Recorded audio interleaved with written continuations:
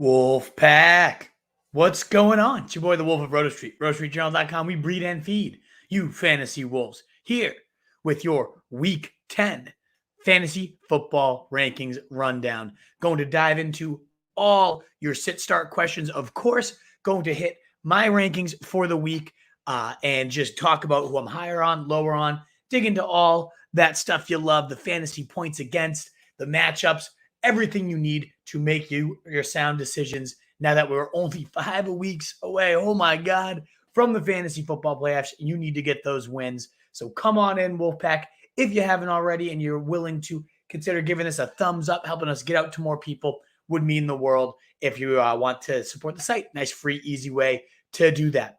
We'll dive right in, Wolfpack. There's no preface. I know last week we had like Aaron Rodgers, COVID replacement plans, and all that good stuff. Tonight, we're just going to dive right in. We don't have any crazy stories, at least until OBJ signs somewhere. So we will see if that happens live. I'll obviously give you the rapid reaction, but let's just dig right into these Week 10 rankings, starting, of course, with QBs. At the top of my list and +2 ECR for me, Tom Brady at Washington, fresh off a bye, getting the team giving up the most points to quarterbacks this year. And Brady has just been an absolute marvel in year 2 in Arians system. We saw those growing pains throughout last year. There's been none. I mean, one dud, 11 points, 19, his second lowest of the season, and then above 24 in all the rest, multiple 30-plus days. Top 5, look at that. Top 5 in 7 to 9 weeks. Insanity how good Tom Brady has been. Easy shoo-in for my number 1 in the easiest matchup. This could be his best week to date. I think obviously Lamar Jackson, though, can't be too far behind given how bad Miami is against everything, including quarterbacks, the 7th most points allowed. L-Jax just continues to cook it. He has a little bit of a lower floor than Brady, and that's why I ranked him such. As you can see, 14, 19, 18, 20, a few bigger duds, quote-unquote duds, but then, of course, 42, 33. I mean, the ceiling is astronomical with Lamar Jackson each and every week. Well-deserving of the number 2 spot. My worry is they don't stay competitive enough, Miami, to keep him hucking the ball all day. They might just be able to pound that thing out with Freeman, Le'Veon Bell, maybe Murray's back late there. Allen against the Jets, certainly not a tough matchup. Middle of the road, Jets against QBs. They're so easy to dominate on the ground. Oh, wait, Josh Allen's one of the most Konami upside-filled QBs of all. So definitely could see Josh Allen having a great game on the ground and through the air against the Jets. Should have no problem putting up points despite last week's dud. I'm moving past it. I'm not worried about it. I think this guy gets right back on track. Dak Prescott against Atlanta. What else is to say? Top 5 matchup, 5th in terms of points allowed. 2 QBs. Dak Prescott had a dud last week, but yet still put up 20. Look at this. Only 1 game below 20 here. Only 2 games outside your top 12. Steady, easy. And this is by far the easiest matchup he's had all year. Love Dak Prescott this week. There's nothing else to say, especially with Atlanta also being juicy on the other side of that ball with Matt Ryan kind of having this renaissance. Matt Stafford at San Fran. Sneakily, San Fran's given up the 4th most points, an even better matchup than the Falcons. You would never guess that given how bad Atlanta has a secondary just in general. But San Fran's been even worse, allowing well over 21 points, nearly 22 fantasy points per game to quarterbacks. And as you can see, Stafford, yes, last week was a dud, and he does have a few kind of below sub-10 quarterback games on here, 4 of them, but the other 6 have been just masterful. I do think anytime you see these two link up, McVay versus Shanahan, it always ends up being a sexy affair. I think this will be no different, and we get a beautiful game. So those are my locked-in, like QB1s, elite, no doubt about it. Now, Justin Herbert should be in there, and certainly against Minnesota, there's nothing matchup-wise that should tell you he is not a top in this top tier. It's more so just the consistency of the guy. As you can see, 12, 16, 32, 14, 17, 31. Like there's no real way to pin this guy down. And it seems like he's had more duds, QB 26, 21, 22, 15, than he has had blowups. But when he blows up, quarterback 1, 2, and 2 in his blowups. So it's been a little bit more feast and famine than I think we expected with Herbert. The good news is the Vikings type of matchup could easily be a famine setup for him, as we just saw with them getting destroyed by Lamar Jackson. Russell Wilson at Green Bay, right back into my top 7 QBs, as you can see here. 3 spots above the ECR there. I know it's been a little while, but they would not be clearing him if he wasn't fully ready to go. Love him. Love Rodgers on the other side of that, assuming he's out there. We'll have to know on Saturday if he's in or not. Obviously, Jordan Love would be a significant downgrade. He looked like complete and utter dog mess. Kyler Murray, if he's out there, top type QB. There's lots of risk, though. Talking a lot about taking the long-term approach with Kyler Murray here this week. So definitely a concern in that sense. I see a ton of sit-start questions coming in. Awesome, guys. Continue to pepper that mailbag. Already at nearly 20. We'd love to have 100 questions tonight. Why not? No school tomorrow. I'm fucking thrilled. Pat Mahomes, though. Who would have thought outside, barely a fringe top 10 guy right now. But look at how these numbers have played out for Patty Mahomes. One, the matchup's not great. The Raiders actually have one of the better secondaries in the league, giving up the 26th most points to QB. So seventh hardest matchup right there. QB 22, 17, 22 in his last 3 games. Started the year pretty damn hot, as you can see. 33, 25, 25, 32. Like Mahomes, as usual. What has happened? I don't know, but it seems like defenses that cover 2 shells, taking away the deep shots, making them win in the run game. It's working. And certainly the Raiders far more susceptible to the run than the pass. I'm worried this is yet another dud. I have a hard time putting Mahomes outside my top 10, but these last 3 weeks, he shouldn't have even been in my top 20, according to where he's finished. So you can maybe do it. Maybe if you have Derek Carr, who routinely bombs Kansas City every time he plays them, even when he doesn't have great seasons. And he's having a great year this year. Over 300 in most games, 4 yards away from it last week. Okay, we're going to count that as 300 yards. I guess we can't, but still. Only 2 games before last week without 300 yards and then just 4 yards away this past week. High floor, pretty good ceiling as well. I know last week, 12 points, kind of a dud, but everybody was a dud last week. Wentz against Jacksonville. Solid surging quarterback. I think he, over the last 4 weeks, is your QB8 in fantasy. Yeah, as you can see, 20 or more points in 4 of his last 5 weeks. Top 10, or rather a QB1 in 4 of those 5 games as well. He's getting it done. And now he gets Jacksonville. Yeah, sure. They were stifling against Josh Allen. I'm not buying that. They suck. They're going to get destroyed. Jalen Hurts, I'm getting a little bit nervous. The fact that he's had 31 total pass attempts the last 2 weeks after averaging over 31 a game.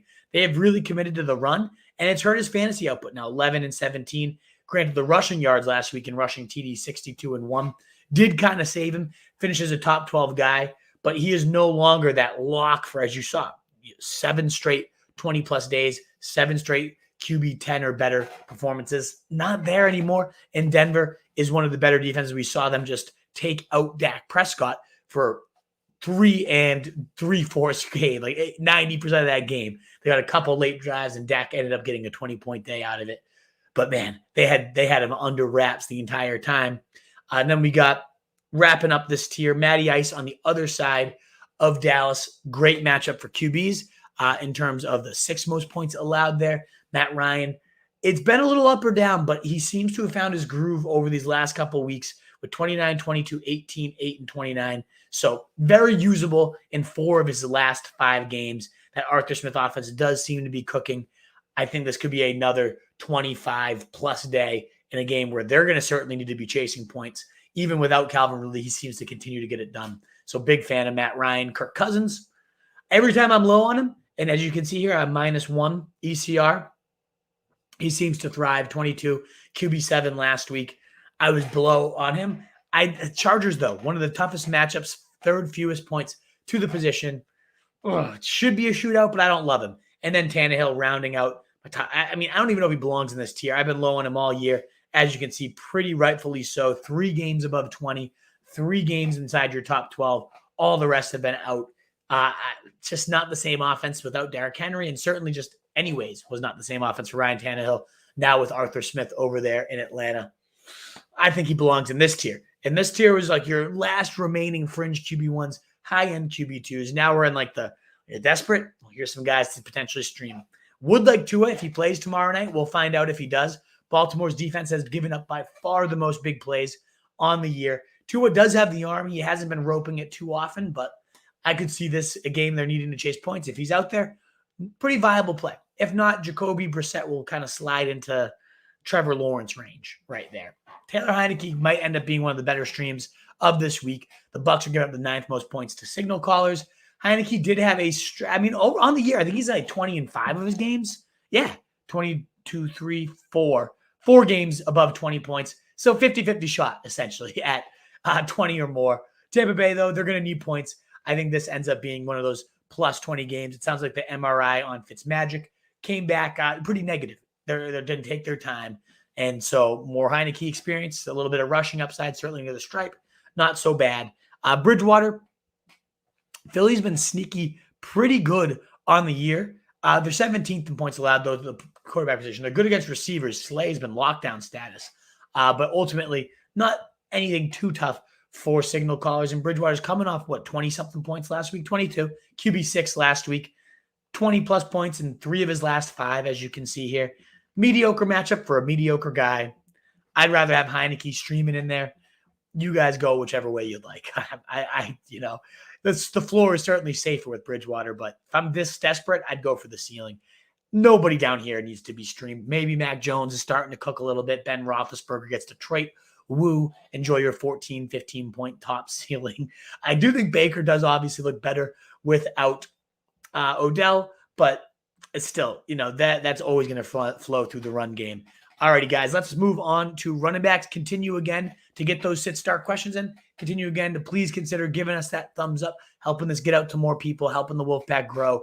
It would be so greatly appreciated. We want to get to that 2K subscribers by the end of this month. It would be awesome, Wolfpack, if you can help us get to that goal. Share us out with people that you are competing against. We don't want to be, we like being your secret weapon. If you're here, you knew us, you found us first. We get that. But if there's anybody else you can share us out with, it would mean the world.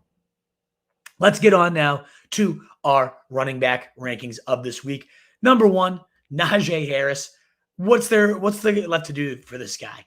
I mean, yeah, sure, the inefficiency. All the Twitter people, oh, no, I don't want him. He averages such a large. I can't even pretend to not talk shit about this guy because he's so damn fucking good. Look at this. Every single week, 14 or more in every game except week 1. The guy has just been electric. He's found the end zone in 5 straight games. Beautiful. Literally top 12 in 5 straight games as well. And now he gets Detroit, the second most points allowed to the running back position, 28 points in half PPR leagues. Never mind full PPR if you have him in there. Beautiful matchup for Najee Harris. My number 1 on my rest of season big board. My number 1 this week. No debate for me. Jonathan Taylor does actually make it a little bit of a debate, given that Jacksonville is an awful defense, and this man should steamroll them. Now, they are better against the run, 19th in terms of running back points allowed, whereas it's top 10 to receivers and quarterbacks. So, quote-unquote, pass funnel. Jonathan Taylor's going to have a field day. The best running back, maybe pure steamroller, certainly without Henry left at this point. Unbelievable player and a great matchup. Dalvin Cook, though, Chargers give him the 4th most points to back, giving up 130 rush yards on the season. That is the most by well over 10 yards. A great matchup for obviously lots of concerns going on right now. I'm sure you guys have all seen the news. Who knows? I'm not going to speculate on what happened, who's right, who's wrong. It's a fucked up situation. All I know is he's out there in a great matchup. He's got to be in your top 3, maybe even number 2, ahead of Jonathan Taylor potentially. Christian McCaffrey, though, you can't have a top 4 without him in it. Played only half the snaps last week and still put up 15 PPR fantasy points. Saw a ton of meaningful work while he was out there. And he gets Arizona, where they're going to need points. A pretty good defense, 27th in points allowed to running backs. So, 6th hardest matchup for the backs. Still, McCaffrey's McCaffrey. He'll catch some balls. Certainly with PJ Walker there, they're going to really need to lean on their ace. So those are your demigod type of RB1s. Then we get into tier 2, continuing the RB1 train, just not quite the ceiling, in my opinion, of the other guys. Austin Eckler, Minnesota does give up the 11th most points to backs. He also just had the juiciest of matchups with Philly and didn't do a whole lot. Every time, but the thing is when I play him in DFS, he sucks. He's had 2 bad weeks, 6 and 8. Guess which 2 weeks I played him in DFS? So I'll be off him this week. Feel free. I mean, you're going to fire him up anyways. It's Austin Eckler. He's our RB1. But just it's weirdly uncanny how bad he is when I play him on DraftKings and how good he is every other week. He's going to be fine. Still leading the league in fantasy points above expectations. I do think Zeke at +2 ECR. I'm surprised I'm that much higher on him. The guy gets Atlanta, 7th most points to backs. I know Denver, that whole offense was a dud, 10-7. But man, we're getting a 25-point day. This is a classic Zeke smash spot here. He's been, top 15 in all but 2-3 weeks. He's getting Atlanta. He's going to destroy them. Don't overthink that one. James Conner, +3 ECR on him. Speaking of look at the touchdowns. And I know all too well, sadly, he has scored in every single game except one since week 2. I had him on my team through 2 weeks. He had 5 and 3 points. And then I hate cut him. You guys are all welcome. Clearly, I gave James Conner some real bulletin board material. He has me on his locker room and looks at it every single day and gives it a nice little tap and says, I'm going to go score 3 more touchdowns this week, especially when I'm going to be facing you. Yay. Thanks, James. You're going to get 2 touchdowns or more this week. Just a steady bet. You saw the workhorse role. That's the one thing he was lacking because Chase Edmonds is such a beast as a pass catcher. But when Chase Edmonds went down, Benjamin worked in for 9 carries. Okay, they were dominating the game. They worked him in. Didn't have a single target. Did not catch a single ball, obviously, when you don't get targeted. But all that work went to Conner. 5 catches on 5 targets, 77 yards, and another touchdown through the air. And he just looked so nimble in space. I mean, this was like the fastest Conner I've seen since that 2018 monster breakout season. Should he stay healthy over these next few weeks with Chase Edmonds on the IR, you got yourself a locked and loaded top 8 running back. That's how good this offense is. And honestly, it doesn't hurt when Kyler Murray's out. Colt McCoy was more than fine moving this offense down the field. Now you just don't have to worry about him getting vultured, James Conner. Beast. Cordarrelle Patterson right behind him. Dallas, better against running backs, 23rd in terms of points allowed. Much more generous through the air. Oh, wait, Cordarrelle Patterson is like the wide receiver 7 on his receiving stats, something crazy like that. Like, insane. In addition to just having multiple carries. You saw 15 touches last week compared to 11 for Mike Davis, who had, I think, 10 total yards. Davis sucks. There's going to be a point where we don't have to even deal with his presence on the field because of how bad this offense is. And weeks like this, when Dallas is going to be putting up monstrous points, is all gravy for Cordarrelle. So don't worry about the tougher running back matchup. He's such a good receiver. Alvin Kamara is not practicing so far this week. It is a bit of a concern. He was in the tent at some points, and Nick Underhill, our favorite beat writer, is speculating he might miss this game. If he does, Mark Ingram would get bumped right into this top 21, 22 range. Would be a pretty good smash spot, in my opinion. But as of right now, if Kamara's out there, he's in your lineups. There's not much of a debate there. But just be aware of that news. Be aware that the Titans are 25th in points allowed, so 7th hardest matchup. Keep these things all in mind. Darrell Henderson, San Fran, not a tough matchup. 12th in terms of points allowed, so RB1 matchup for a true bona fide RB1. We'll find the end zone. It just happens. It happens every single week. And then Deandre Swift against Pittsburgh. Tough matchup on paper against the Steelers, but they are pretty generous in terms of running back receptions allowed on the year. I think Deandre Swift, there are some concerns. I mean, he had that smash spot against the Eagles his last game out, and he put up 6. That was with Jamal Williams out. Everybody went all in on him, and not much happened, but still, just look at these outputs. 2010, 27, 19, 15, 24. Like, nobody could have seen that awful inefficiency. Coming fresh off the bye, sure, it's a tough matchup. I do think Swift gets it right. I think Eli Mitchell, 89% of the carries last week, going to be not play the whole game. Fucking what the all these reports from Adam Schefter. They're worried he's going to make it through the game. Let's feed him 89% of the fucking carries. Yeah, so worried, Adam. Thank you for that one. But he also saw 13% target share. Not only did he see the most carry share of the year, he saw 13% target share, also a season high. If that development continues, Eli Mitchell's going to belong up here with these smash RB1s, given how good this scheme is, given how good he has looked with the volume. Another decent spot. The Rams 18th in terms of points allowed to the position. A good D-line, but Eli Mitchell better when they're stretching him out away from the teeth of the defense anyways. Should be solid. Aaron Jones, Seattle. Seattle was like the smash spot so far this year against running backs. 3rd most points allowed. Only Detroit and, of course, the pathetic Jets have allowed more points than Seattle. Aaron Jones is fantastic. I just hate the fact that A.J. Dillon saw all the receiving work last week. 14 opportunities total went to Aaron Jones. 12 went to A.J. Dillon. All the receiving work went to A.J. Dillon. Why? I don't know. A.J. Dillon's not a better receiver than Aaron Jones. Aaron Jones is one of the best backs in space, absolutely deadly. I don't know what's happening there, but as you can see, I'm -6 ECR. This could be a classic. The matchup is ripe for a just 3-touchdown. Aaron Jones slaps everybody around. Could absolutely be that bad day.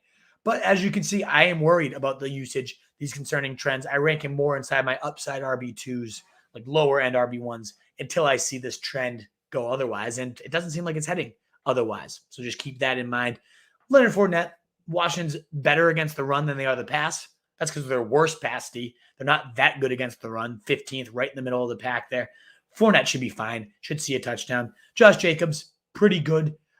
Solid, low ceiling, high floor. Probably will find the end zone against the Kansas City team that's giving up the 16th most points to backs. Meh. Deionis Johnson, I actually might bump up a little bit. No Chubb, or very unlikely Nick Chubb plays. And lest we remind you, 24 touches of the 32 backfield touches last time? Yeah, 22 carries, 2 catches, 24 points, the RB4 the last time he was in the setup. Oh, wait, it's an even better setup because Felton is also out, a guy that ate into a little bit of that receiving workload. There's nobody. Brian Hill was signed this week. They're not going to give him a carry. It's Dearness Johnson through and through. New England isn't a brutal matchup. Actually, these guys go in complete order in terms of 15, 16, 17, in terms of points allowed with Fournette, then Jacobs, then Dearness. So not a shy away matchup for a guy that's about to see 25 carries, probably 3 to 5 catches. Get him on in there. We've seen what he does when he gets volume. It's an impressive thing. Najee Harris on the other side of that ball. I mean, man, the guy scores limitless amounts of touchdowns, but also only had a 45% rush share. 16 touches went to him. 12 went to Ramondre. 10 went to Bolden. And he's also potentially concussed. That's kind of a wait and see. If he's in, you're probably playing him just because the touchdowns have been so plentiful. What's he up to? Like 8 on the season now? 1, 2, 3, 5, 7 touchdowns so far. So I think he's 8th in terms of total running back touchdowns. The guy's just a scorer. And he's always going to have a pretty decent floor. I say that with some hesitancy, though, because we know how touchdowns are one of the least predictable stats for the most part. But Najee Harris seems to be a weekly bet for it. James Robinson, Indy, is a brutal matchup. The second fewest points allowed to the position. But James Robinson is a really good player. He's expected to play with that heel injury. Just a little bit more nervous about him, -3 ECR, than I guess everyone else. I'd potentially consider on Thursday night Myles Gaskin coming off 20 carries last week. Look, the final output, let's look at here, wasn't all that impressive, 13 fantasy points. But 26 opportunities, very few backs see that nowadays. And Baltimore is giving up the 9th most points to the position. Big fan of Myles Gaskin. Think he could do some quality things on Thursday Night Football for your team. And last but not least, Daryl Williams also monopolizing work here. 22 of the touches, only 4 went to the next closest back. As long as CEH remains out, Daryl Williams is a consistent lineup fixture. And the Raiders give him the 13th most points, so a quality matchup. They had given up a touchdown in every game to a running back except 2 so far this year. Daryl's going to probably find the end zone. Let's keep that there. So those are your elite RB2s. Now we're moving into like the mid-range guys. You can get him in your lineups, but you don't have to feel thrilled about it. Gordon, though, 4 touchdowns across his last 6 weeks. Yep. Actually, 4 touchdowns across his last 3 weeks, rather. In that same span, we've got 0 for Javonte Williams. I hate it. It sucks that this is a committee, but the more valuable part is the guy getting all the goal line work. I don't know why. I don't know. It doesn't make sense to me. He routinely is outplayed by Javonte, but he also gets routinely inserted when they get inside the 20. Philly does give up the 5th most points to backs. I do think that's going to mean good things for Javonte, who's just a couple spots below him, coming off his first 100-yard day on 17 carries. More involved. They were great to see. 38% of his yards have come after contact. That's the highest in the league by over 10. I mean, every stat points to this guy being an absolute animal. He is, all the eyeballs point, this guy being an absolute animal. They're both in your lineups this week against Philly. The matchup is that good. They could both have good days. Something tells me this is the week we get a breakaway, like 50-yard touchdown run from Javonte as he barrels into the end zone, finally gets into the end. Just 1 touchdown in the season. That's going to change today. I do think Michael Carter with his boy Mike White, also very viable kind of sandwich in there. The only reason I'm a little lower is because the Bills are just so damn good against the running back position. The fewest points allowed. They're so good against everything. But I do think Carter, on just sheer volume, averaging like over 15 points per game, PPR leagues, since Mike White took over, it was at like 7.5. Just ridiculous with what he is doing with Mike White, who's peppered backs at 43% when he's been inserted as the starter. Just great stuff there. Devonta Freeman, I also think, is a wonderful stream. Still out there in over half of leagues, getting a Miami team that has surrendered points in buckets to running backs. Now down to 14. So I guess the last couple of weeks, they've stiffened up a little bit. But Freeman's also scored a touchdown in 3 straight weeks, had 78 yards last week, PFF grade above 80. He's like top 15 in that metric. He's pretty damn good. I think Freeman can be right in your lineup. The Bills backfield, who's it going to be? Is Moss going to play he's got a concussion. He didn't practice today. Should he play, Zach Moss will be, I think, running back 17 ahead of Damian Harris. I'd rather have him in. Should he not, I think I'll bump Singletary maybe. Yeah. Makes me nervous, but I think he'll be like top 21. That's because the Jets are horrendous against everything, but especially against running backs. The most points allowed, 35 on the year. That's over 7, the next closest, giving up over 36 opportunities per game to the running back position. I know the Bills, that it's a different offense. This doesn't necessarily apply to them, and put that rushing work on Josh Allen too. But I think Singletary, whenever he gets fed, he does typically come to the occasion. Against the Jets, it doesn't even matter if he shows up. He's going to have a touchdown or two. J.D. McKissick, this is much more a McKissick type of script, in my opinion, than a Gibson. As you can see, Gibson here down at 30. McKissick's played more snaps in 2 straight weeks, coming off an 83-yard day. Still out there in about 40% of leagues. Makes no sense to me. Easily a viable flex RB2, just slightly ahead of Kenyon Drake, who gets that Kansas City matchup that we already talked about. Drake has had 13 or more in 3 straight games since the interim head coach 2015 and 13 took over. Yes, Jacobs' injuries have been a part of that.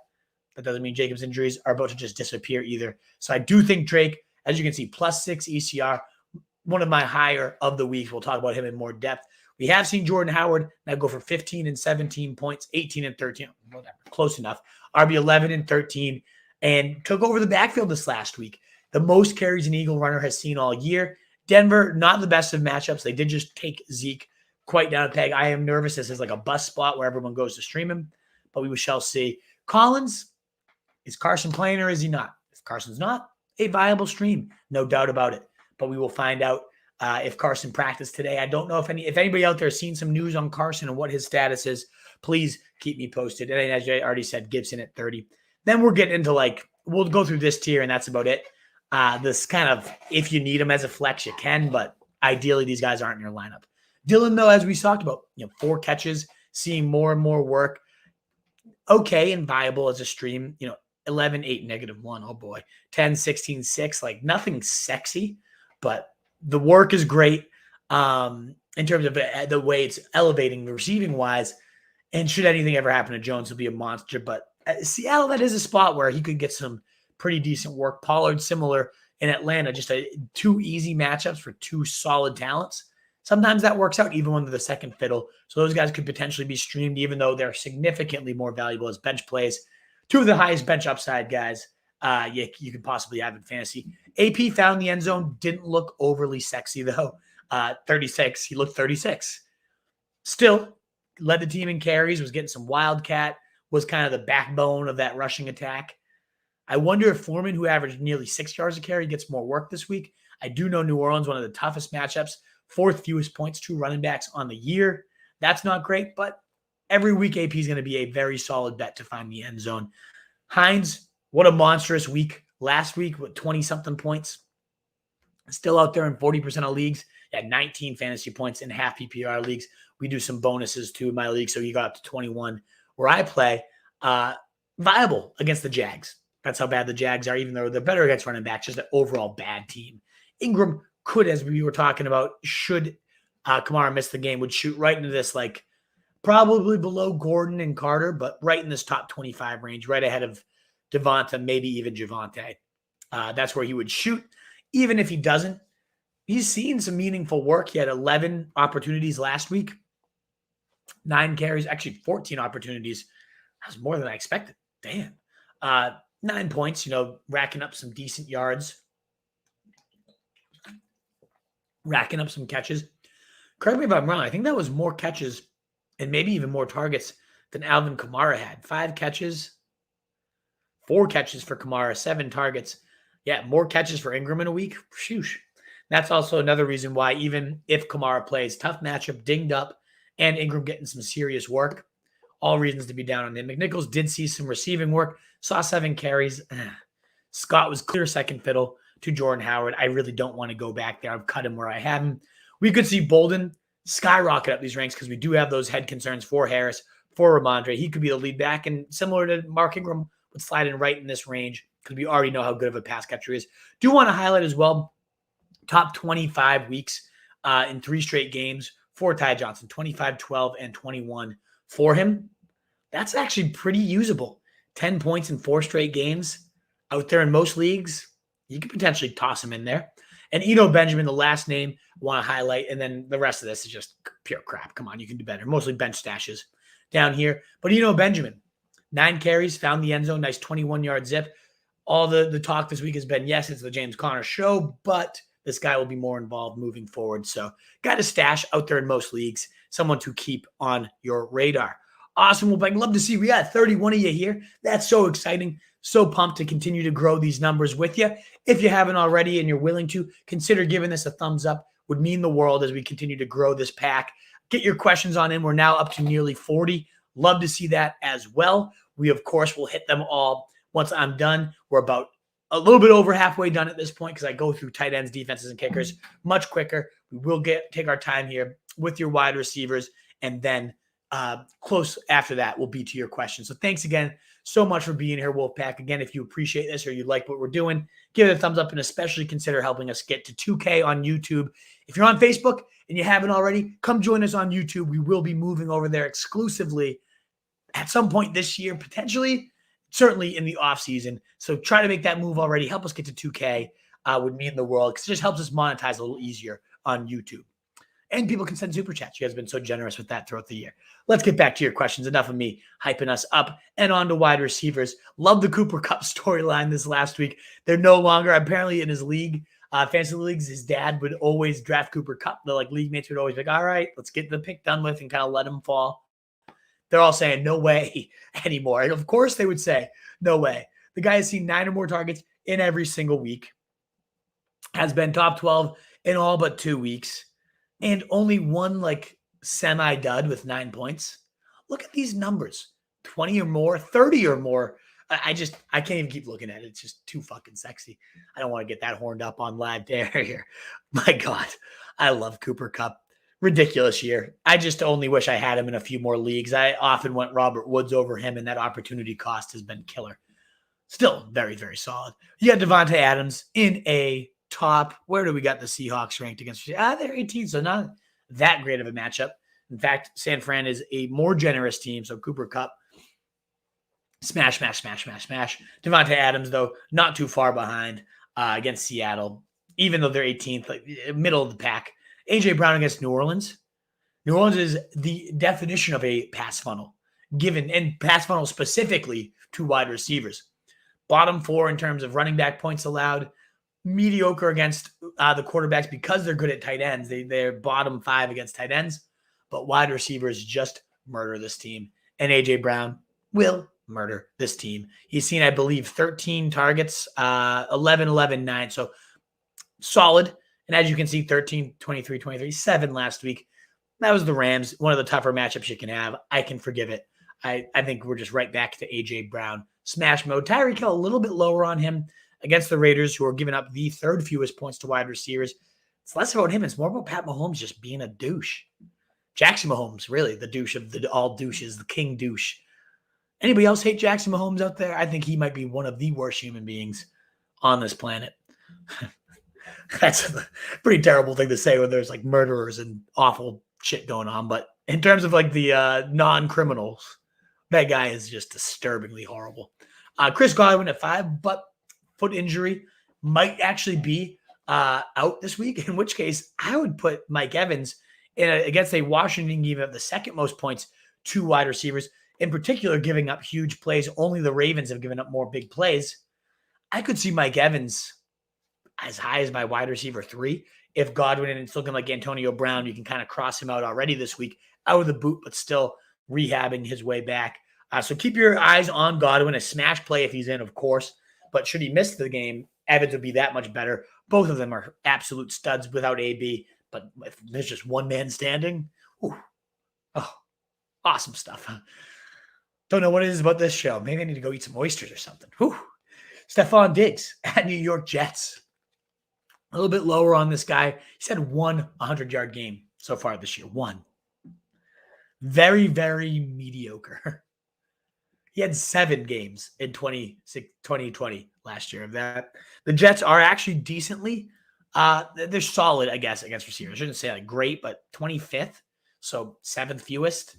Diggs will be fine, but that's what he's been all year is fine. So top 7, honestly, feels a little generous, even though I'm -3 ECR. Might bump him below a DK Metcalf, a Green Bay team that has played a little bit better than I expected without Jair, but still can get deep. Get burned deep in DK with Russ back. Always love that. Chargers have limited receivers with the second fewest points. So a little concerned with Jefferson, who had a big touchdown last week, but otherwise these last few has been a little quiet. He had a 14-target day just a couple, 3 weeks ago. Turned only into 10 points, though. So, I mean, he's been fine. Who am I to complain? We got double digits every single week except one. He's been more than okay. I love Marquise Brown. Routinely disrespected. Getting a Miami team. Giving up the 3rd most points to wide receivers. What else is there to say about this guy? Has, in full PPR, he's got 19 or more. Let's look at that real quick. In all but 2 games. And one of those games should have been 30+ because of the drops.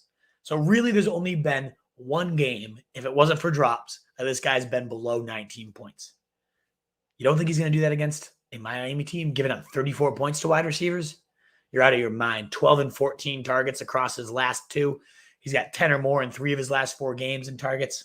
And he's going to get peppered once again. This guy is an engine, one of the most underrated receivers in fantasy in the NFL right now. What a blow-up this guy's having, and I feel like nobody really cares. Debo, another blow-up receiver, 6th-round pick, 7th-round pick that is just – actually, Ayuk was the 5th rounder. Debo was like an 8th-round pick, and my God, has he panned out. Gets the Rams. We just saw them take out A.J. Brown, not the easiest of matchups. Is dinged up with the calf, but he's just been too damn good to not have my top 12. And then Keenan Allen, 12 and 13 targets across his last 2, 11 and 13, 20 and 22 points. He's back. He was like the ultimate buy low coming into this week, and he's showing why. Just a PPR god among boys. But yeah, Keenan Allen, great play each and every week. Minnesota, 6th most points to receivers. Don't overthink it. Pepper Keenan. I'll get Keenan Allen questions like at least 2 a week. Why? Deontay Johnson, similarly. Why do I get any questions about him? Facing Detroit, who's been actually better than expected against wide receivers. That's because they're so bad against running backs, and they're just so bad as a team that you don't need to really throw on them. Deontay's going to have his usual field day. Pretty discouraging targets last week. What was it, 6? But no Claypool this week. We already know Juju's out.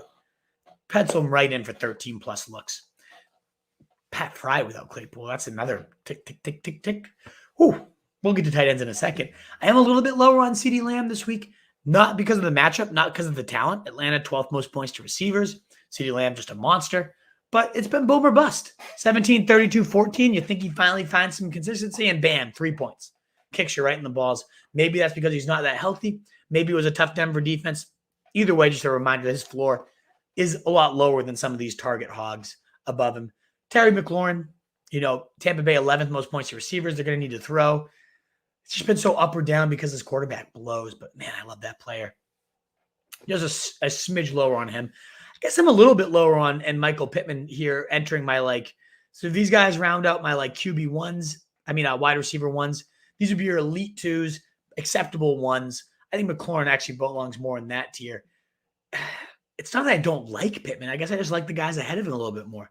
9th most points allowed to receivers. So Jacksonville, generous matchup. Pittman smashing it right now. 19, 26, 15, 7, 2, and 13 across his last few games. Maybe I do need to reconsider this at 16.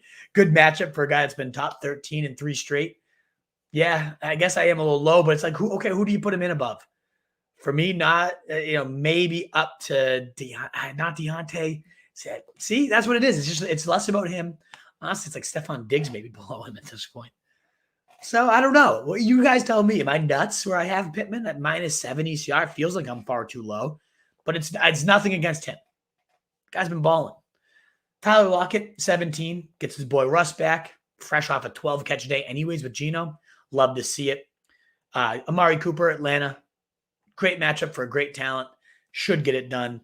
A little bit worried about Hopkins and his hamstring and what's going on. I guess a little bit less worried than most with a +5 ECR, but Stephon Gilmore treatment, that could get ugly. Mike Williams, I mean, what do we make of this?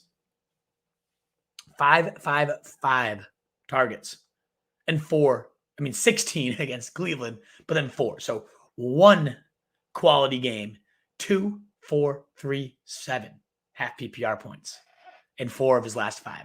33 mixed in there. It's just terrifying. I mean, Minnesota is the type of defense you should absolutely murder. It's just so tough, though. I don't know what do we do with Mike Williams? You can't bench him, but you can't play him. You play him this week. He's going to go off against Minnesota. There you go. You got the Wolf stamp of approval. Wood's not far behind. He'll be fine. Cordarrelle, of course, against Dallas is going to smash. 8th most points allowed to receivers. Gets running back carries, too. Beautiful play. Thielen, touchdown machine. Tough matchup, but probably a good bet to score. Then you get into your kind of wide receiver, low-end 2s, quality 3s. Waddle just target hog. As you can see, 13, 8, 11, 10. I believe that is like 8th most, maybe even more than that, since he had another 10 target day. And I guess the points haven't been insane, but 24, 12, 5, and 12, solid. And got it done even with, what's his name? Freaking Brissett last week. Solid. Just very, very solid. Claypool's likely to be week to week, I think, was the latest. What's the news on him? Not considered season ending, but week to week. So he's likely out. So I'll have to get him removed, and all these guys will get bumped up, including Jerry Jeudy, who has been targeted on 25% of his routes run. Saw a nice force feeding of 8 targets. Last week, a lot of them coming behind the line. Like, let's get this guy just absolutely ripping. Only 10 points, wide receiver 22, but they love him. Now he gets Philly. Slay, I think, is going to be on Sutton. Sutton's been the one that's gotten really taken out here. DJ Moore, routinely overrated, -5 in my rankings, and maybe needs to be lower. Losing Darnold, how could that be a bad thing at this point? So maybe PJ Walker gets him going again, but he went from averaging 22 PPR points in weeks 1 through 4 to averaging nearly below 10, like 10.2 across his last 5. Just awful, awful. Great talent, awful surrounding situation right now for him. Not a must play by any means against an Arizona team that's middle of the pack against receivers. Renfro gets Kansas City. Kansas City, a solid matchup for wide receivers. And just 9 targets his last week out. Didn't see like a huge elevation without Ruggs, but that's just what he does. 8-ish targets, 14-ish to 15. 9 is like kind of his low. Low ceiling, high floor, quality, just wide receiver 3 flex type of guy. Devonta Smith got it cooking last week. Let's hope that's a sign of things to come, because, man, is he running wide open all the time. 20 points, but 4.92. I'm not going to rush to get him in lineups. Certainly not with a tough Denver team on D, but he did it against a tough Chargers team last week. Maybe it continues. We've now seen 34 targets, 9, 13, and 11 for Mr. Beasley across his last 3. There's nothing sexy about it. 8 for 33 last week. But as the Athletic suspects, their de facto running back. They're not going to need a de facto running back against the Jets, though, so I'm a little worried this week. Could be a little bit of a disappearing act, similar for Sanders, who's had a bunch of them. Love to see Brandon Ayuk season high in snaps, over 95%. Routes run, right up there in that season high as well. So a 20% target share. Fumbled, yet still got the job done with 89 yards. Touchdown, was a top 10 wide receiver last week. First time he's even sniffed the top 20, never mind top 10. Great to see this guy finally kind of rounding into shape. Who knows where Ramsey will be, who's going to get taken out, but could be a good play. Worried about Cortland Sutton. He has averaged 5 points in the games that Jeudy has been in, and 14 plus in the games Judy's out. Well, guess what? Judy's back. He's the one over almost Tim Patrick at this point that takes the back seat. And it sucks because Sutton's damn good too. They should be able to sustain them both, but it's a Teddy Bridgewater offense. Landry, 20% target share or more. I think it's 25% target share or more, actually. His last 3, It's because it's such a low volume attack. That's why target share is a little bit misleading. Against New England, middle of the pack defense. I think I'd rather have Christian Kirk in, especially Colt McCoy. Kind of was his boy this last week. We'll see what's going on with DeAndre Hopkins, but 91 yards, 6 catches, 13 barely missed throw and a touchdown as well. Would have had 17 in that case. Very solid. Bateman, though, this could be the Bateman smash week facing Miami. As we said, third most points to wide receivers. He played a season high of snap share, over almost 70, 82% routes run, 8 targets was a season high. You give this guy 8 targets against Miami, he's going to do some great things. I just hope that Miami keeps it competitive enough that they keep the air under the ball. And you're getting to like the Joneses that I don't really love. Elijah Moore been absolutely cooking, but then Davis will be back and they've got a horrible matchup.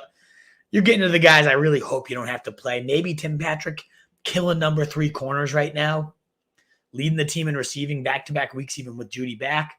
In terms of like streamers, maybe you go for the DPJ, deep bomb, caught one last week now that Odell's gone. Maybe he gets another. Jamal Agnew, I always like. Indy gave up the 5th most points to receivers, and he saw 12 targets 2 weeks ago. What was this last week? Only like 6 or 7, right? 5. But that was against Buffalo. They take out everybody. He had 10 and 13 ahead of that. Looks nice and speedy. He's a very interesting flyer. In fact, I want to bump him up a little bit more. I'm already +6 on him. I think he needs to be above like T.Y. Hilton, who could roast the Jags if he plays this week. Is he practicing? What is this report on him? Back at practice. Another reason to be a little bit lower on Pittman. He had his worst day of the season when T.Y. was in. There's nobody else here I think needs highlighting. But, you can't, maybe a Russell Gage. I think he's a little bit higher here. Yeah, against Dallas, a good matchup for him. 8th most points to receivers, coming off 26% target share. That's the last receiver I would like to talk about. Let's now get on into tight ends. We're now at about 57. Love it. Love it, Wolfpack. Keep those sit starts coming in. Keep, if you haven't already, hitting that thumbs up button, continuing to send us out to more people. We're at the 47-minute mark. By an hour, I will make sure to be done here to then get to all your questions.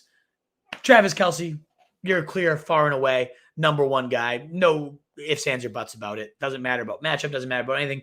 Waller did come off his 2nd best game of the year, though, 93 yards. First time above 65 yards since week 1. You love to see it. Kansas City, very generous to tight ends and just about everything. 6th most points for him. Should be a smash spot. Raiders, 4th most points to tight ends. Oh, yeah, Kelsey's going to eat this week. Kittle, how great was that game? The hardest possible matchup for tight ends. He looked as healthy as we've seen in years. Flying all over the field, catching deep balls over the shoulder, breadbasket type throws, 8 targets, 6 catches, 101 yards, and a touchdown. The things that always elude him. 17 points, the tight end 2 in his first game back. So much for Adam Schefter's limited report. Come on, Shefty. Don't be making us nervous for these absolute studs. Should have no problem getting it done against the Rams. Again, got it done in the hardest possible matchup against the Cardinals. Rams, 11th most points to the position. Should be right back into smashing territory. Miami, not a hard matchup. Middle of the pack, 14th allowed. Mark Andrews took a little bit of a drop this week in terms of being the number 1 tight end in points per game. 6 and 7 across his last 2. Getting a little bit ugly. That 36-pointer was kind of booing him, but he'll be fine. Of course you have Andrews in your lineup. And of course you have Pitts against Dallas, giving up the 12th most points to tight ends, 8th most points to receivers. Whatever you want to call him, a tight end or receiver, he's going to get it done. Unless they put Diggs on him, and they sure could. I still think he can get it done. He was roasting Lattimore. Should have had a huge day last week. 2nd most points allowed to tight ends. That belongs to the awful Baltimore defense. Gesicki, Monday night smash. Get him on in, or no, Thursday night tomorrow. Get him on in there for your showdown slates. Get him on in there in your lineups. Should be a baller. I guess if Brissett's there, it's a little less appeal. We know Tua loves him, but that's a good play.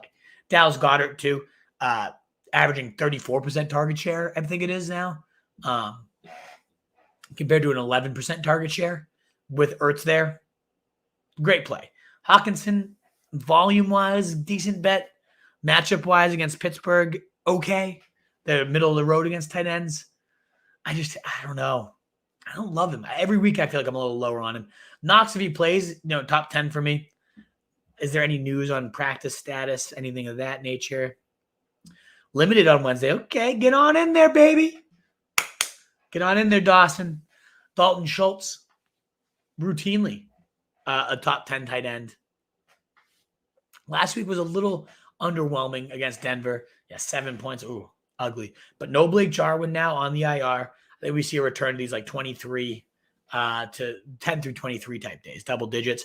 You know that Fry finding the end zone. I think I had to bump this guy up in the rankings. 3 touchdowns across his last 2. Tight end 2 and tight end 1 in his last 2 weeks. An absolute monster. Love the local boy getting it done. Patty Fry, baby. Hunter Henry against Cleveland will probably catch a touchdown. He's got a touchdown in 6 of his last 7. Probably won't do much more. That's all you need. Dan Arnold led the team in receiving back-to-back weeks. Indy against tight ends are 6th most points. Wow, I thought it was going to be better than that because their linebackers are solid. Great against the run, not against tight ends. Dan Arnold, a very viable stream. Maybe even belongs up here with your locked-in tight end ones. Higbee, just so disappointing week in and week out. It's time to go to Dan Arnold over him. It's time to go to Pat Fry over him. Maybe even Conklin over him. Chargers giving up the 5th most points to tight ends, back-to-back 7 target days. I love the offense he's in, and I like that he's got a prominent role in it, but it's ugly. Ertz, nah. Jared Cook, 3-headed committee there with like Donald Parham, the more athletic guy. You need a desperation stream. Hopefully you got Dan Arnold or Conklin out there, or certainly Pat Fry should he be out there. What a great option he would be. Tight end 1 and 2 these last 2 weeks again. Love it. Then ripping through these last few here. Defenses, you got to love Pittsburgh against Detroit. Buffalo getting the Jets. So good defenses against bad teams. I mean, maybe Buffalo with Mike White, the god. Maybe it's not quite the matchup, but man, they should be fine. As should the Colts against an awful Jacksonville team. They should be more than fine. No matter how bad that secondary is. Arizona against Carolina. Who knows that's going to be a quarterback? But man, that's another tasty matchup indeed. And then the rest of these matchups, there's nothing that I love. Rams, Jimmy Garoppolo sucks, but like he put up a decent amount of garbage time points last week, so he could be okay. Miami, similar. Like Brissett protects the ball decently well. So if he's the guy, less appeal there, but maybe some sack upside.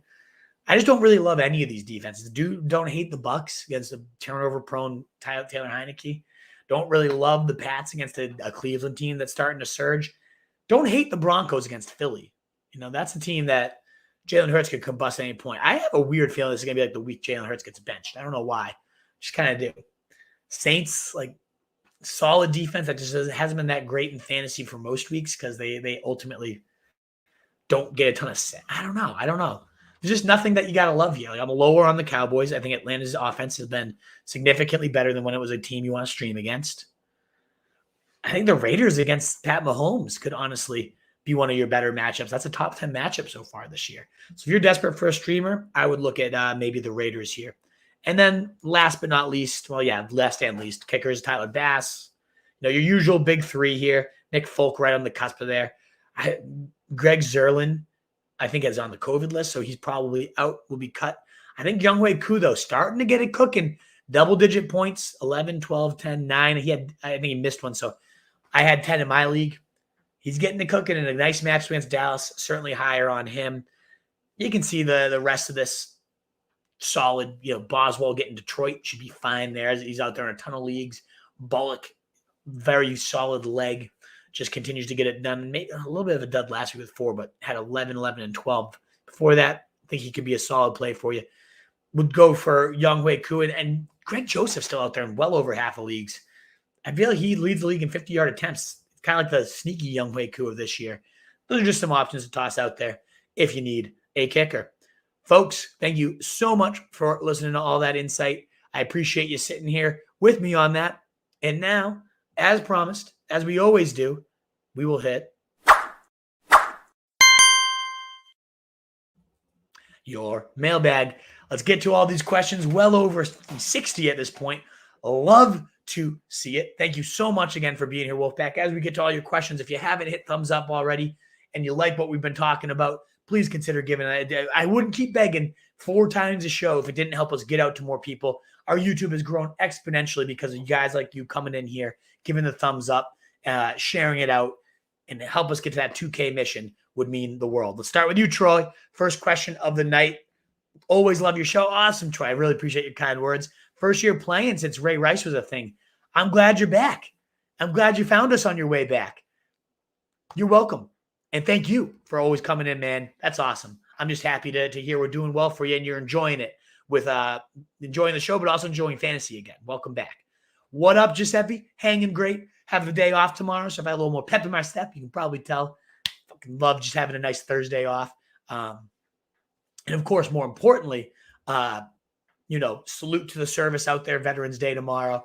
Everybody that's sacrificing their, out there now or in the past. Just, I don't have the beer with me right now, but raise the glass to everybody out there and tip the cap. Man, I wouldn't be able to do what I do without people like the real heroes out there. Obviously teaching, all that. There's so many great heroes too, but the real heroes sacrificing everything, the ultimate sacrifice. So cheers to everybody out there that served or is currently serving, the best of the best. I shouldn't just sit here and gush about having a day off. It's obviously so meaningful. Let's get back to your questions, but thanks again to everybody out there. Matt Ryan or Teddy B in case Rodgers doesn't go. I got to go Matt Ryan. Love the Dallas matchup, Giuseppe. Love how he's been playing lately. A little bit higher on the ECR on him, and I feel great about it. What up, Mitch? Great to see all the regulars in here tonight. Troy, one question. Traded Eli Mitchell for Hollywood Brown, yay or nay? Very deep at running back, and I wanted someone with a higher floor than Mike Williams. You know me. You know me, baby. I love Marquise Brown. I think this is a good deal. I think this is a very solid deal for you, brother. I would say, Eli Mitchell is looking great. That uptick in receiving work, if that carries out the rest of the year, you might lose this deal. But otherwise, with Jeff Wilson probably nibbling at his cheese in a few weeks, with the injury risk every week, he seems to pick up something new and nagging, and he's playing through it and getting a ton of work. But yeah, I think you're a big winner here. We got to get you back on track, Jeremiah Moore, one of our legends. The chairs. Nobody carries more chairs out of the church there than Jeremiah Moore. 2-game losing streak. Yeah, you got it. And against the top team, we'll get it done, baby. Let's get it done, Jeremiah. Third receiver. Pick one, Bateman or Gallup. I got to go Bateman, baby. Davis not this week against Buffalo. Could be your guy, moving forward. Corey Davis, but no. I'm going Bateman against Miami. Let's get that Thursday night ride in, baby. Falonini, what up? Great to see you. Able to scoop A.J. Dillon. Love that. Ultimate handcuff with benefits as his role, especially in the passing game, continues to evolve. And now, if anything ever happened to Aaron Jones, would be a season winner. What up, Inceptibus? Good to see you. Appreciate you tuning in as you often do. Who do you start? Ravens versus Dolphins, Rams versus Niners, or Titans versus Saints? I'm leaning Rams versus Niners. I could see them swallowing them up a bit, like a good turnover type defense. I don't love any of those, but I would go Rams myself. I just don't love any. The Rams are like my 5th ranked defense, and I don't love them. That's just the defensive picture this year, or this week especially too. One running back, one flex for Mr. Russo. Mitchell, Gibson. You got Mitchell in there for your running back. Yeah, especially over those other guys. So then it comes down to flex. It's not going to be Gibson for me when you have these other good options here. I would say it comes down to Williams versus Renfro. No CEH. I'm going to lean Williams with that clear-cut 22 touches. Him and Renfro are pretty much like the same type of high floor, lower ceiling, but a bigger ceiling for Williams. So I'm leaning Mitchell, Daryl Williams.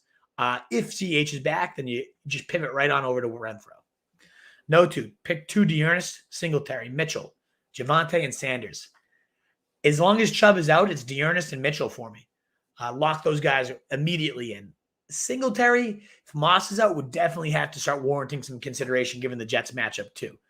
But as of today, this is definitely one you want to check back in on. I got to figure it out for Sunday because there's going to be some real question marks. But I think a lot of the news like Chubb, Aaron Rodgers will be settled on Saturday when we do go live. Again, I'm going to the Browns-Pats game. Can't fucking wait this Sunday. So I won't be live for my usual 11 a.m. on Sunday with the bald man. We'll be live on Saturday, 11 a.m. Eastern time. So hopefully we'll have some of this news by then. We'll find out. This chair, I gotta get something less squeaky than that. But for right now, it's Dearness and Mitchell for me. Hawkinson, but dropped Hunter Henry for Logan Thomas. Good move. Thomas has more of a receiving ceiling, but Hunter Henry is just a touchdown a week. I don't know that you need 2 tight ends if you have Hawkinson, but that's a toss-up, Giuseppe. I can't say you're a clear winner with that.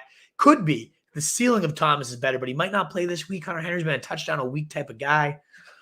I think it's lateral at best is my take on that. Flex, Mike Williams or CeeDee Lamb. I got to go Lamb. They're both a little boomer bust, but I feel much better about Lamb. Just as a talent, a little more booms than busts. We've got 4 busts for Williams the last 5. We've got 1 bust for CeeDee Lamb across his last 5. So I go CeeDee Lamb. Inceptivus, Madison. Oh, yeah, you got it. I think Madison, I don't know how he's under 50% rostered. Should be rostered universally at this point, no matter what. Who knows what happens. Even if nothing happens, he should be on rosters. What up, Prebs? Great to see all the usuals. Great to see you, brother. I see Hurts from Mitch Chavez, top 10 this week. Could be. The rushing upside is definitely real, but I do think those pass attempts going down is hurting him. And I'm just worried that one of these weeks he's not going to get the garbage time. One of these weeks they're going to bench him for Gardner Minshew. Maybe as early as this week. Surtain out, though. That is an interesting note there, Mitch. That's going to be big for Devonta Smith, too. I did not know Surtain was out. So, yeah, garbage time, Surtain being out. I can see your argument here. I like the other guys ahead of him just a little bit more. Surprised if Mahomes is top 10. Hopeful that he is, though. Yeah, right? How nuts is that? How fucking nuts is that, Mitch? What up, Lobos? What up, Millie C? The Wolves are here, indeed. Carson dropped. I missed it on Dylan. Yeah, definitely go for Carson. I mean, I don't know. Some Twitter doctors speculate he's done for the year, but if he plays, he's a top 15 weekly back. Absolutely go get this guy. Roth Tiberius Cain, the Egyptian emperor. Welcome to the show. I absolutely agree. Ramondre needs more burn. 100 total yards last week. Steamroller. Keep getting him fed, Roth. Absolutely agree. Help me out quick, please. Of course, Bean. Bateman, Beasley, Sanders. Not confident with Beasley's rib injury. Might pull the trigger on Bateman. I mean, the blow-up upside is very real for Thursday night, Bean. I would probably go with one of the Bills. They've gotten it done more. We haven't seen it yet for Bateman, but yeah, if your gut's screaming Bateman, they're within 4 spots in my rankings of each other. Absolutely viable. I would probably lean Beasley myself. Practice today, likely they rush him back or rest him. My guess is rest him. Why rush him back, right? They should be your cornerstone back of the future. I don't know if there actually is. I think they rest him at least one more and you get Daryl. Better super flex stream option. PJ Walker or Freeman? Oh, Johnny, I don't fucking know. What are your penalties for interceptions and is there completion bonuses and stuff? I usually almost always go quarterback here, especially given Walker has some rushing upside. So I'd probably go Walker. I do like Freeman's matchup. I think you're going to get about 12 from Freeman. So that comes down to, do you think PJ Walker has 10, 12 or more? After last week, how many quarterbacks we saw go under 10? I don't think it's a guarantee. But I typically go quarterback, Johnny. I would go for PJ Walker. Don't love it. Good evening, Wolf. Denny, legend. Fournette, my running back 1. Gaskin or Carter, running back 2. Oh, I have them neck and neck. I like the volume that Gaskin's seeing, and I like the matchup, a top 10 matchup for him.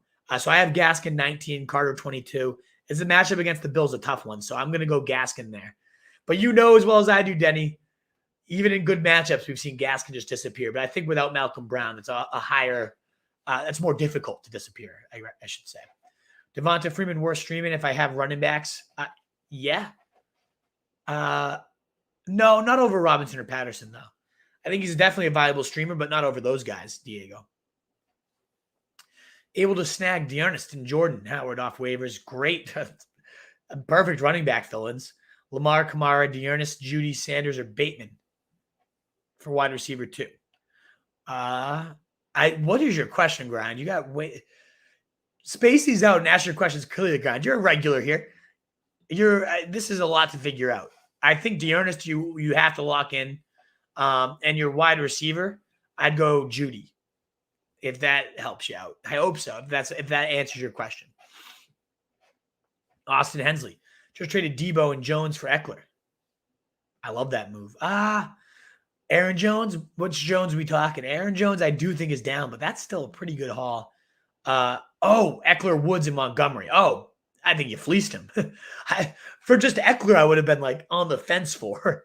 And then you added Montgomery, who just immediately walked back into like 80% carry share. Woods, who's been the wide receiver 11 in fantasy, even if it feels like a loss, the guy's been actually top 12. So I think you smashed to get Eckler, Woods, and Montgomery for that. Yeah, big win there. Love the move, Austin. How would you rank Buck guys if Brown and Godwin are out? I mean, I would obviously Mike Evans, number 3 probably in my wide receiver rankings. Ty Johnson, that's a good question, Joe. I didn't really consider it, and I did not answer this. I would probably have Ty Johnson right around 41, where I have Van Jefferson. I'd probably bump him up to that range. A great streamer, in my opinion. Good question to consider for sure. Thanks for asking that one. And again, Wolfpack, if you haven't already, please consider giving us this thumbs up as we work through all these questions for you. Consider giving us a like, a share, all that good stuff, dropping us in fantasy football groups, continuing to help us grow the pack would mean the world if you're willing to do that for us. And of course, if you haven't already subbed and turned that bell on so you know when I get live, that would also mean the world if you go for 2K by the end of November. Chris Carson could play if practice goes well. Collins would definitely be a drop if Carson's back. I don't think he's a must-hold. He's not that great. Missed out on Eli Moore, wanted to stash him. Yeah, I dropped him, and I'm kind of messing it up. Gage versus Agnew, I kind of like Agnew just a little bit more. Wouldn't be shocked, though, Gage, better offense, better QB, and 25% target share. He'll be behind Pitts as the number 1, but I do still like Gage, too. Push comes to shove. If it's just a stash and you're looking for upside, I do think Agnew has a little more, but it's close. Bateman, Patrick, Ayuk, Gallup, Elijah Moore. Choose 3 for B3 solo. Yeah, you got interesting guys, but it's all over the place. Bateman is my probably favorite here. I do like Ayuk. And then Elijah Moore's been running so pure, I might just continue to go to the well since we know it's Mike White starting this week. And you had Ridley. Yeah, tough stuff. So tough stuff there for you. But yeah, that's where I would go. Bateman, Ayuk, and E. Moore. Who is the better shot to play this week, Rodgers or Chubb for grind don't stop? Rodgers for sure. He's already a couple weeks out of the protocol, whereas Chubb vaccinated but still needs to have those 2 negative tests this week. I imagine Rodgers plays, Chubb doesn't is how I would guess. But I don't know. I'm no Scientologist over here. The chosen rose. The rose that's been chosen. 2 receivers out of Renfro, Sanders, Kirk, Judy, Patrick. All right amongst the similar tier for me. I think Renfro's my favorite. And I'd probably go for Sanders getting deep. I think I rank them.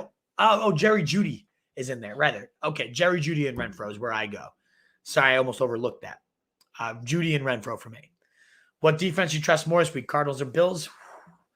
Both top 4. Both of the top 4 I love this week, and then it drops off dramatically. I love them both grind. Probably the Cardinals against – I have the Bills higher because the upside's a little higher. But in terms of who I trust, I think the Cardinals' floor is a little bit higher. But I do have the Bills. If it's one or the other, I play the Bills. Be shocked if Waddle doesn't score. I actually think Baltimore defense come to play. Yeah, that could be interesting for sure. Johnny, giving us the super chat. Love to see it, and it's so appreciated, brother. Hope this gets you close to a 6 year of Natty Light. Love it, man. Just here to cheers and support the site. Not even a question attached to it. That's the type of fans we just fucking love. We love all of you, but we especially love those of you willing to help the site grow and support the site on these. But come on, I'm not in college anymore, man. I used to drink the Natty Lights on the reg, but Thursday night, and I've said this already, we're getting fucked up tomorrow. I don't know about truth, but I'm going to be pounding them. I have no school. I'm going to be getting after it. I'm not going to be drinking Natty Lights, though. I'm going to be drinking Treehouse double IPAs. I'm a snob. I hate to admit it, but I'm a snob when it comes to my beer. I want my nice, thick IPA double, juice bombs is what I go for. One hand stag by band. Oh, yeah, this guy is special. I'm with you. 9 catches, 120. Fuck. Don't get me all hard here, Mr. Grind Don't Stop. I sure hope so. He's going to be in my lineup. Man, that's an elite. Exactly. The guy has these elite receiver plays on a weekly basis. Lamar, I like what you guys are saying. Maybe building that rapport more and more and more. Bateman or Ayuk, I'm going Bateman. I'm with you there, Bulldog. Dearness and Jordan Howard missed out on Eli. Okay, now it's making a little more sense. I go Sanders, but man, the way you're talking about Bateman, how could you bench him? Just on my recommendation, you gut is telling you 9-120 to TD. You better not bench this guy. I'm starting Bateman. I don't have the option between the two. Let's roll those dice together, Grind Don't Stop, tomorrow night. Let's have a couple back, put a couple back to celebrate him tomorrow. Loving the show, Wolf. Keep it going, man. Great content. Thank you for being here. We really appreciate it. Kicker to Carlson or I'm Koo all day. There's very few. It's either Bass or Koo. There's very few people I'd ever say ahead of Koo. Koo against a good matchup against Dallas. 4 straight double-digit games. Koo all day. Tunes trees have been pruned. Oh, Tunes, I saw your text. I've been horrible about texting people back this week because at school it's like end of the quarter. I've been grading until 6 o'clock every night, and then I have like an hour to get this shit ready. So it's been a nuts week. I meant to just give you at least like all the hard eyes. Those things look beautiful. I will absolutely be coming to check that out with you, brother. Love to see it, man. Any thoughts on Jordan Howard rest of season? I think as long as Sanders is out, you got a little bit of a stream value, but it's just a backfield that is such a clusterfuck. Like, I can't pretend that I think anything steady will come out of here. Last couple of weeks, we've seen him, over 60 carries across these last 2 weeks for the backs. They had 20 carries to the backs 2 weeks before that for 2 weeks straight. Like, it's so unpredictable. I don't think he's going to be all that exciting once Sanders is back. Diego, full PPR, you flexing Bateman, AP, or Peoples-Jones? Bateman, baby. All day. Let's go for it. Top 2 exciting players, Bateman and Judy. Nice upside. Love it. 100% agree. I think those guys could go down the stretch run with some serious value. Djax, a couple people messaging me, they really believe in Djax as the deep threat. I mean, average 17, average depth of target, 17 yards these last 2 seasons. Exactly in line with what Ruggs average, but Djax actually had a better PFF grade over that same span. He could fit in perfectly for this offense. I wouldn't be surprised either. Corey Davis, Gallup, Wilson, A.J. Dillon. Must cut 2 if Gallup comes off IR. I don't think Gallup's a must-hold. Tunes, I cut him where I have him. 4th at best option in this offense. So I cut him. And then I probably cut Jeff. Hate to say it, but I think Jeff gets packed in there. Dropped Ertz for Golladay. Thoughts? I don't think Ertz is anything overly special. I also don't think Galladay's overly special. Better pickup in full PPR, McNichols or Eno? I think McNichols. I am very intrigued to see what Eno does. And certainly if James Conner's sketchy injury history comes back to bite him, Eno would be a locked-in top 15 running back each and every week with both those guys out. So if it's just a pickup stash, I think it's Eno. If you're trying to use somebody, it would be probably McNichol. They're right neck and neck there. The more I talk about Eno, the more I kind of like this guy. Might be dropping Jeff Wilson for him in a few minutes here when we log off. Of course, Denny, always will answer your questions. 1 receiver, 1 flex. Judy, Landry, Devonta Smith, or Carter. I think Carter gets that flex there. And then you're working in Judy to the receiver spot. Carter versus Devonta Smith's pretty close, though. With Surtain out, that's going to make things a little more interesting. But I think I go Judy Carter. Lost Henry, Texas Hustler, never easy. That sucks. Not a bad team. I don't see you're still, given that you lost Henry and you still have this type of roster, you're doing solid, man. You need running back package Metcalf for RB1 or try Ravers, Russell Wilson, backs, sheesh, Metcalf. But you got a lot going on here, Hustler. I do think Metcalf's going to be a beast with Wilson back. But yeah, if you can get an RB1, your receivers are pretty stacked here. I think you go for that deal. Gainwell, Sirianni yeah, exactly. Denny Jennings said, routine, huddle up. Denny Jennings has cut Gainwell. New game plan, folks. We're going to get him as involved as possible. Seriously. Sounds like an intriguing play. If Watkins plays, it could certainly affect the target share, right? He's only seen 6, 6, and 8 targets without Watkins. Watkins comes back, I wouldn't be shocked to see it impact. And that's one of the risks with Bateman this week. But you got to think he's just so much better as a player. And as you said, those elite type of catches. He was getting some nice deep looks that just barely missed it. I don't think it impacts him overly bad. The bigger impact, I think, is going to be Miami's so bad against receivers. That's great. Could easily help him get to an early explosion. But I don't know that Miami has the horses to keep up in the race. And that could take Bateman and just the receivers out a little bit early, too. Wide receiver 2, who I start, Bateman. Sorry, Sanders or Bateman. I again said Sanders, but I know you're so high on Bateman grind. Don't let me get off that gut. You've got to die on your own sword. And the way you've talked about Bateman, I feel like you have to go him. Darrell Henderson, Robinson, Myles Gaskin. So we got Robinson on here twice. So I got to bench one of these guys. I'd probably bench Robinson. A little bit risky. Get those likes up. Indeed, 30 of you guys tuned in. I don't know what the numbers are at, but if you haven't already hit that button, it really does help. Thank you so much, Tunes, for pumping that out here. Keep getting those numbers bumped up, whether you're here live, catching the replay. Would mean the world, Wolfpack. Keep helping us grow, baby. And, of course, subs and bells continue to get those numbers up as well. Bucks got a new receiver and tight end is AB and Gronk and trouble. Yeah, so they're picking these guys up. They might be in trouble, at least for this week, new life, it sounds like.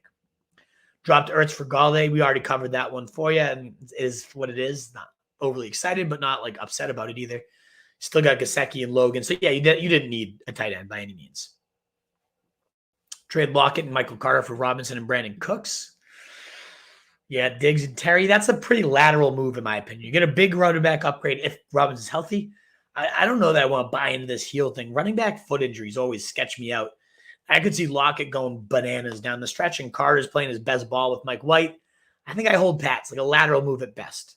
Starting Wentz, be warned. Oh, boy, 909.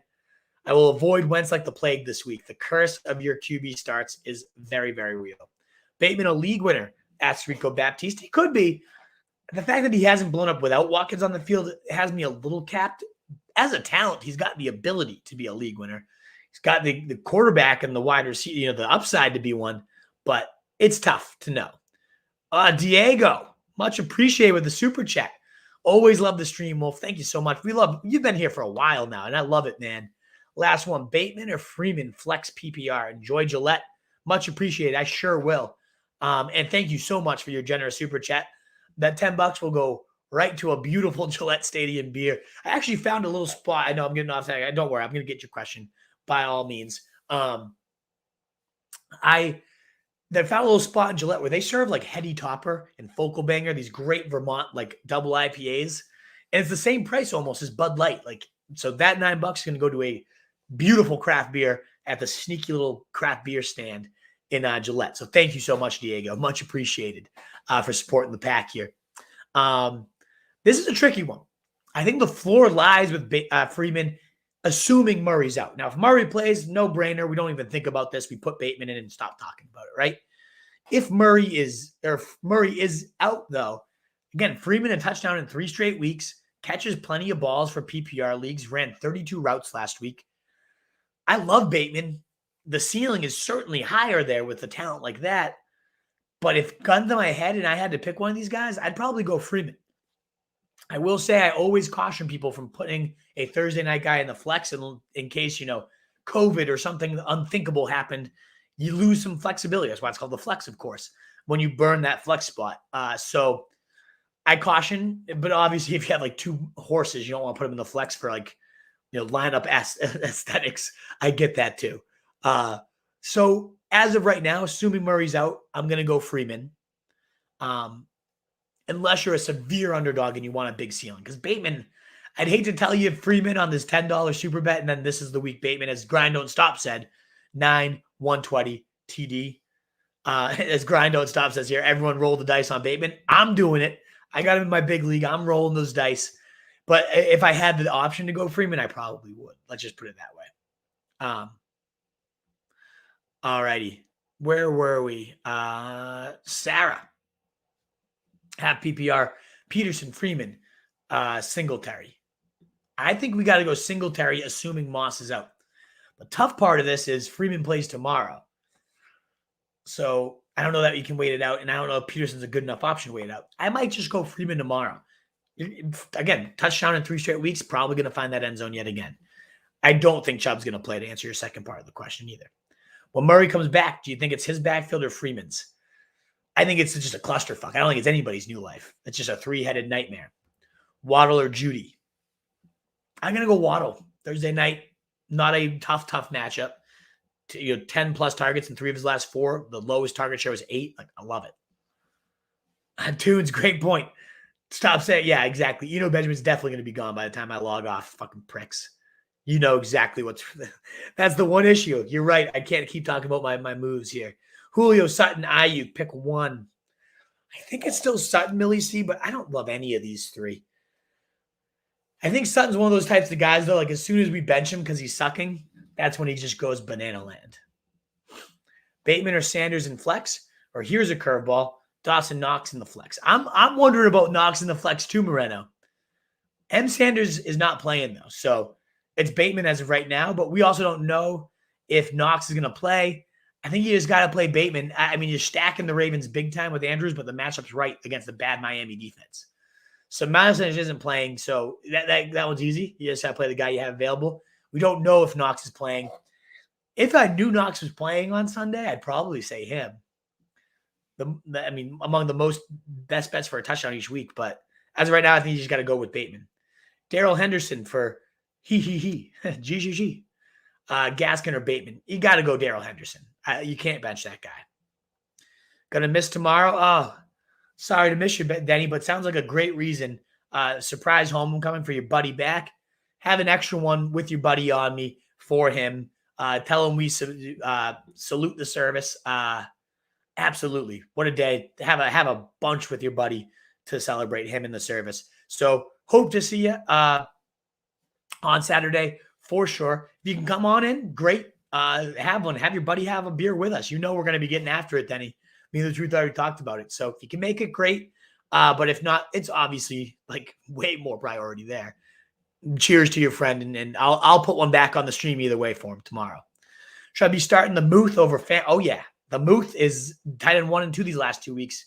Absolutely, stream him, get him on in there. He's here to stay, Boki, no doubt about it. Love that stand right behind the seats. You have season tickets, Diego. You gonna be at the game? Fuck man, if you're at the game, let's have some together. You got season tickets, brother? We got to put one back. And you're a craft beer guy, 137. I don't know where my tickets are. I'm not on the hundreds this week. I'm in the 300s, but I'm like first row of the 300s somewhere. But if you're there, man, we got to have a beer together. Let me know if you're going to the game this weekend, brother. What's the outlook for Daryl Williams if CH plays? Probably unusable. It's not a great situation anyways. Like he's been solid on volume. If volume gets cut in half, I don't want either of them. Freeman or Daryl Williams? As of right now, it'd be Daryl Williams, 909. The risk is the fact that Freeman plays tomorrow and CH might be there on Sunday. So we got to play this one out. Let's talk tomorrow. See if there's any more news on CH and his status. But yeah, I'd probably just roll Freeman tomorrow just to be safe. Aladdin, Freeman, a foreman, a threat to AP? Could be. Most yards per carry this week on the team. Nearly 6 of them. So yeah, I see it in 137. Yeah. CMC for Henderson and Diggs. Not enough for me. Dribble. Waddle or Hollywood Brown? Oh, got to be Hollywood Brown, new life. Love the guy. Thanks, man. Have a good one. Be up in a tree before the sun comes up. Hopefully bring in some deer meat. Hell yeah. Because you got the day off. Enjoy it. I was going to say pre-teaching hunt there. Showing up to school like blood all over yourself. Oh, I got a nice buck today. I love it. Bring home that deer meat, baby. I need to try that venison stew. To trade Metcalf, what RB1 am I aiming for Elliott? Yeah, I think Elliott's right around that range there. So yeah, if you can get Elliott for Metcalf, especially if you need a running back, I think that's a fair deal for sure. It is 8:30. I'm gonna rapid fire these and log out, folks, because I gotta go get dinner. I'm fading fast. Henderson's for Robinson and Clyde. Nope. That beer stand is very clutch. Yes, indeed. If you're there, Diego, shoot me a message, Roto Street Wolf, on Twitter, or I'll give you my phone number, whatever. We got to figure this out. Gaskin or Bateman? I'm going Gaskin. Dearness or Swift? I'm going Swift. Even though that I get your concerns there. In fact, if your gut's saying Dearness, you totally could work. Number 1 waiver pick. It depends. Ingram for the long term. Dearness if you need that 1 week injection. Start 5. Swift, Godwin, Hill, Debo, Taylor, Dearness. I think you're benching Dearness there. Kittle or Kyle Pitts? I got to go Kittle after last week. Traded Jalen Waddle for Lamar since I have A-Rod. Was this an L? No, not at all. I think that's a steal. Lamar for Jalen. I love Jalen Waddle, but come on now. Love Lamar. Time you going live tomorrow night, 7 p.m. Eastern time, right around it. Grind don't stop. I'd try to be live right then. Certainly with the truth, we'll be live 7 p.m. We know we get a bunch of questions. The fact I have the day off, no reason to be late tomorrow. So 7 p.m. Eastern time, maybe even a little earlier. Sorry, I meant Manny Sanders. Oh, I don't remember the question. Sorry, Bruno. Freeman. I think it was Manny Sanders or Bateman. I have Manny Sanders just a little bit higher. But, man, the gang is all going Bateman tomorrow if you want to join in. Freeman, Michael Carter, Gibson, McKissick. I kind of like Carter the most here. Freeman's really damn close, though, if you're feeling that tomorrow night you want some action. Henderson for James Robinson and Clyde. No, I already said no to that a couple times. Make sure you're paying attention, Triple God. And I love you, Teet. Awesome, guys. Thank you so much. Much appreciated you guys being here. On your way out, if you haven't hit that thumbs up button, it truly does help. If you haven't subbed already, that helps even more. Hit the bell so you know we're live. 7 p.m. tomorrow, Thursday night kickoff. Kirk or Freeman. I'm going Freeman, Sarah. Enjoy the rest of your Wednesday. See you all live tomorrow night, baby. Cannot wait. Again, thumbs up wherever you're at, and subs and likes. Help us get to that 2K goal, whether you're live with us here or catching that replay. I'd go run for over Bateman William, and I am out. Any more questions? Get them on in tomorrow, 7 p.m. Eastern time. In a world full of fancy sheep, guys, be a wolf. Later.